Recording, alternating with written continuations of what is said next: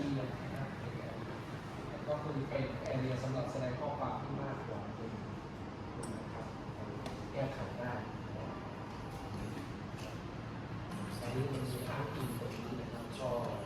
ผมไม่ได้เซ็ตเรื่องพวกเรื่องอะไรนี้แบบเขาไว้ครับเพราะฉะนั้นมันจะเป็นอิสระแล้วก็ทำก็ได้นะครับซึ่งในที่นี้เนี่ย